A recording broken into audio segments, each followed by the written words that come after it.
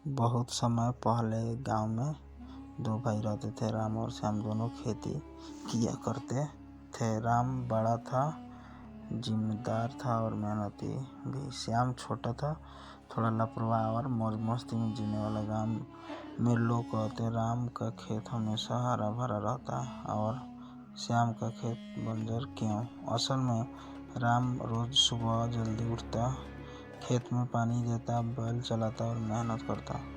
श्याम सोचता भाई तो काम कर ही रहा है, मेरा क्या ज़रूरत है इतना पसीना बहाने की।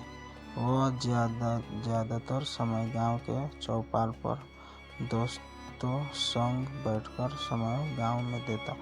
एक दिन की घटना, एक रात अचानक आकाश काला हो गया और भयानक तूफान आया। दोनों भाइयों की फसलों खतरे में थी। सुबह जब लोग खेत देखने पहुंचे तो सबने देखा श्याम का खेत पूरी तरह उजड़ गया। राम की फसल पर भी असर पड़ा, लेकिन ज़्यादातर बच गई। गांव वाले कहने लगे राम की मेहनत रंग लाई, वरना तूफान सब बर्बाद कर देता। श्याम को पहली बार समझ आया कि उसकी लापरवाही ने सब खो दिया। श्याम उदास था।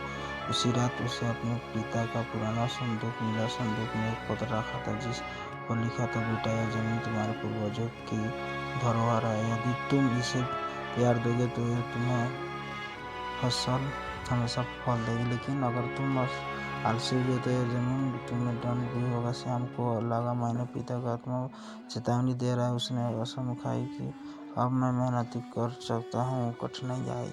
अगले ही दिन से श्याम की राम के खेत में काम करने लगा। धीरे धीरे उसकी मेहनत रंग लाई। अगले मौसम में जब फसल आई तो राम और श्याम दोनों का खेत हरा भरा था। गांव वाले बोला, देखो मेहनत करने से किस्मत बदल जाती है। राम मुस्कुराकर बोला, भाई खेत ही नहीं, जिंदगी भी मेहनत से ही लहलाती है। श्याम की आंखें में आंसू थे। उसने कहा, उसी सही कहा भाई, अब मैंने समझ लिया मेहनत से भागना मतलब अपनी किस्मत को धोखा देना।